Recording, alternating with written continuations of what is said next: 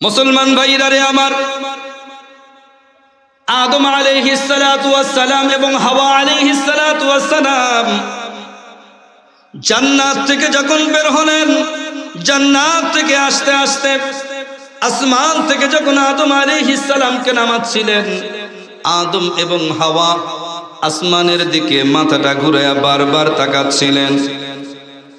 আপনি যখন কোথাও সফরে যাবেন, 40 দিনের জন্য, 100 দিনের জন্য, কোথাও আপনি কিছু দিনের জন্য সফরে যাবেন, সন্তানকে বলবেন, বাবারে একটু গরুটা দেখে রাখিস, জমিটা হেঁটে আসিস। কথা বলেন ঠিক কিনা?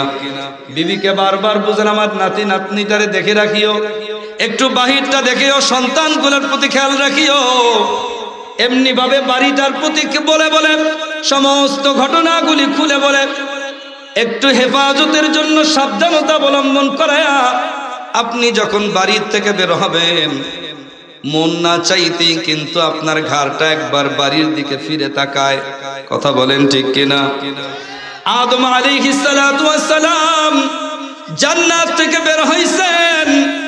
জান্নাত থেকে বের হওয়ার পরে আদম এবং হাওয়া মাথা ঘুরে জান্নাতের দিকে তাকান আর আফসোস করে কাঁদতেছিলেন, আল্লাহ, জান্নাতের মধ্যে ছিলাম তো ভালোই ছিলাম, কি কারণে কথা অমান্য করলাম?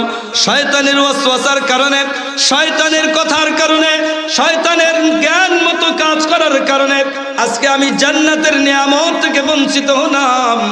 আল্লাহ, জিন্দেগিতে আর কোনোদিন জান্নাত পাবো কিনা জানি না, আল্লাহ আর কোনোদিন জান্নাত আমার নসিবে আসবে কিনা তাও জানি না।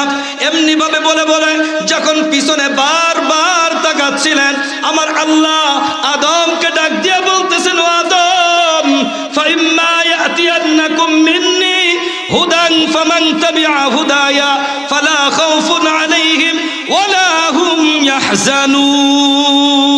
আল্লাহু আকবার। আমার আল্লাহ ডাক দিয়া বলতেছেন, আদম, আমি তোমাকে ওয়াদা দিচ্ছি, আমি তোমাকে কথা দিচ্ছি, আদম, আমি তোমাকে কিছুদিনের জন্য দুনিয়াতে পরীক্ষার জন্য পাঠাইলাম। তুমি দুনিয়ার জিন্দেগিতে চলাফেরাকালীন অবস্থায় আমার পক্ষ থেকে কিছু হিদায়াতনামা যাবে, কিছু গাইড যাবে, কিছু কিতাব যাবে। তুমি যদি এই কিতাবগুলিকে, আমার গাইডলাইনগুলি পড়ে পড়ে গাইড অনুযায়ী যদি নিজের জীবনটারে সাজাইতে পারো, আমার আল্লাহ বলেন, ও আদম, শোনো, তুমি যদি আমার প্রেরিত কিতাবের উপরে নিজের জীবনকে ইস্তেকামতের সহিত অটুট রাখতে পারো, আমি আল্লাহ কথা দিলাম, আমি আবারও তোমার জান্নাত তোমাকে ফেরত দেব।